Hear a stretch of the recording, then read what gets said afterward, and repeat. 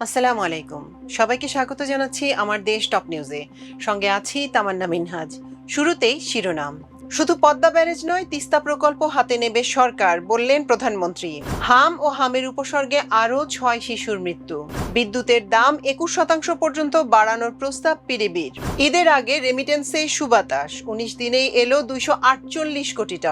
Postal vote দিয়েছেন 5.5 লাখ প্রবাসী, ballot পেয়েও ভোট দেননি 2 লাখ। দর্শক, শুনছিলেন শিরোনাম, এবার জানিয়ে দিব বিস্তারিত।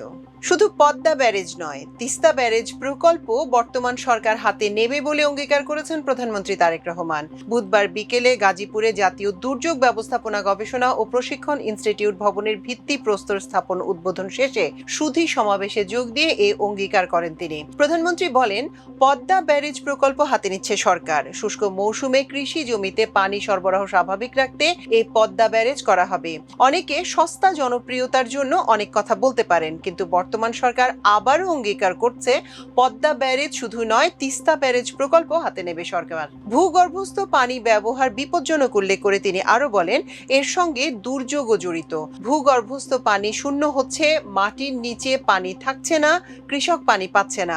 নির্বাচনী প্রতিশ্রুতি হিসেবে খাল খনন কর্মসূচি হাতে নিয়েছে সরকার। খাল খনন কর্মসূচি রাজনৈতিক প্রতিশ্রুতি নয়, বরং কৃষি, দুর্যোগ ও ভূমিকম্পের সঙ্গেও সম্পর্কিত বলে মন্তব্য করেন সরকার প্রধান। তারেক রহমান বলেন, গরিব দেশ আমরা, সম্পদ কম।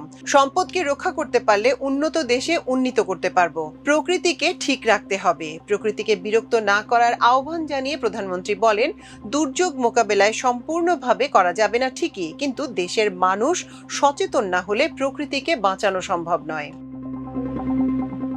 গত 24 ঘন্টায় সারা দেশে হাম ও এর উপসর্গে আরও 6 শিশুর মৃত্যু হয়েছে। পাশাপাশি এই সময় নতুন করে 1408 জনের শরীরে হাম ও এর উপসর্গ পাওয়া গেছে। বুধবার স্বাস্থ্য অধিদপ্তরের নিয়মিত প্রতিবেদনে তথ্য জানানো হয়। স্বাস্থ্য অধিদপ্তর জানিয়েছে, গত একদিনে হামের উপসর্গ নিয়ে ঢাকা, সিলেট ও খুলনা বিভাগে 1 জন করে মোট 3 জনের মৃত্যু হয়েছে। পাশাপাশি এই সময় হামে আক্রান্ত হয়ে বরিশাল বিভাগে 2 জন এবং ঢাকা বিভাগে আরও 1 জনের মৃত্যু হয়েছে। সব মিলিয়ে গত 15ই মার্চ থেকে বুধবার পর্যন্ত সারা দেশে হাম ও এর উপসর্গে মোট 481 জনের মৃত্যু হয়েছে। এদিকে সারা দেশে গত 24 ঘন্টায় নতুন করে 138 জনের হাম শনাক্ত হয়েছে। পাশাপাশি এই সময় আরও 1270 জনের মধ্যে রোগটির উপসর্গ দেখা দিয়েছে। এই নিয়ে গত 25শে মার্চ থেকে বুধবার পর্যন্ত মোট 57,856 জনের মধ্যে হামের উপসর্গ পাওয়া গেল। সেই সঙ্গে এই সময় মোট 8,067 জনের হাম শনাক্ত হয়েছে। পাইকারি বিদ্যুতের দাম 21% পর্যন্ত বাড়ানোর প্রস্তাব দিয়েছে বিদ্যুৎ উন্নয়ন বোর্ড পিডিবি।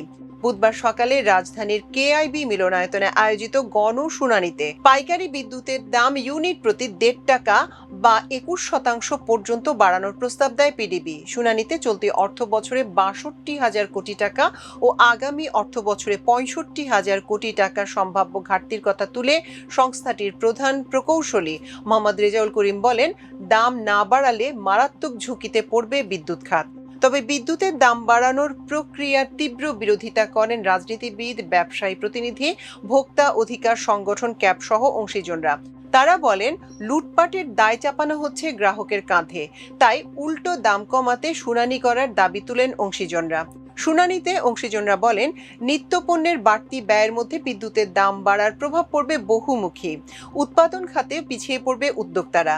বৃহস্পতিবার গ্রাহক পর্যায়ে বিদ্যুতের দাম বাড়ানোর আবেদনের ওপর গণশুনানি করবে বিইআরসি। চলতি মাসের প্রথম 19 দিনেই দেশে রেমিটেন্স এসেছে $248,30,00,000 সেই হিসেবে প্রতিদিন গড়ে দেশে এসেছে $13,07,00,000 রেমিটেন্স। বুধবার বাংলাদেশ ব্যাংকের মুখপাত্র আরিফ হোসেন খান তথ্য জানিয়েছেন। তিনি বলেন, চলতি মে মাসের প্রথম 19 দিনে দেশে রেমিটেন্স এসেছে $248,30,00,000 আর গত বছরের একই সময় এসেছিল $179,30,00,000। অর্থাৎ বছর ব্যবধানে রেমিটেন্স প্রবাহ বেড়েছে। হয়েছে। চলতি অর্থ বছরে জুলাই থেকে 19 মে পর্যন্ত দেশে এসেছে ৩,১৮১ কোটি ৬০ লাখ ডলার রেমিটেন্স। গত বছরের ব্যবধানে যা বেড়েছে ৩৮.৫০%। ব্যাংক সংশ্লিষ্টরা বলছেন, কোরবানি ঈদকে ঘিরে প্রবাসীরা দেশে থাকা তাদের আত্মীয় স্বজনদের কাছে প্রচুর পরিমাণে অর্থ পাঠাচ্ছেন। এতেই বাড়ছে প্রবাসী আয়ের পরিমাণ।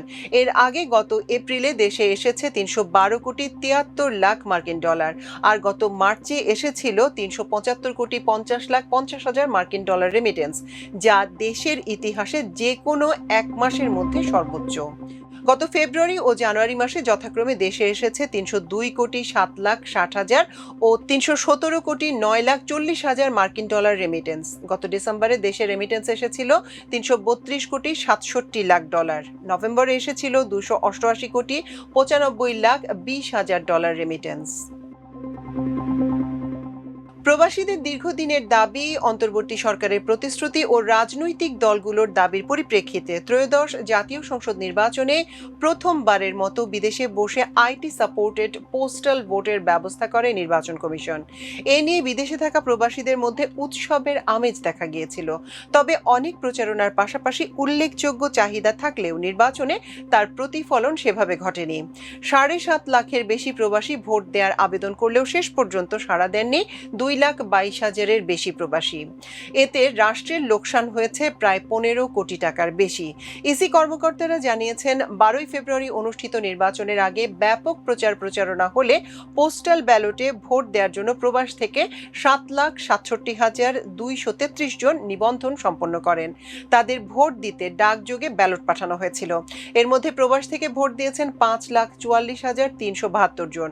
প্রবাসীদের পাঠানো ভোটের মধ্যে রিটার্নিং কর্মকর্তারা গ্রহণ করেছেন ৪,৯৮,২০৪ জনের ব্যালট। রিটার্নিং কর্মকর্তার হাতে প্রবাস থেকে আসা ব্যালটের মধ্যে বৈধ হয়েছে ৪,৭১,৯৭৩ ভোট। ২,৯৫,২৬০ জনের ব্যালট জনপ্রতিনিধি নির্বাচনে কোনো কাজেই আসেনি। ইসি কর্মকর্তারা বলছেন, অনেকেই ঠিকানা ভুল দেওয়ার কারণে ব্যালট হয়তো পৌঁছায়নি, অনেকেই সংশ্লিষ্ট দেশের ডাক বিভাগের মাধ্যমে পাঠাননি, কেউ আবার ভোট দেননি, অনেকেই নিয়ম মেনে ভোট দেননি। মূলত এসব কারণেই প্রবাসীদের ৩ লাখের মতো ভোট কোনো কাজে আসেনি। অন্যদিকে ব্যাপক প্রচারণায় তুমুল আলোচনা উঠলেও উদাসীনতা সহ নানা জটিলতায় ভোট দেননি অনেকেই। দর্শক, এই ছিল আমাদের আজকের টপ নিউজের আয়োজন। এতক্ষণ সঙ্গে থাকার জন্য অশেষ কৃতজ্ঞতা। আল্লাহ হাফেজ।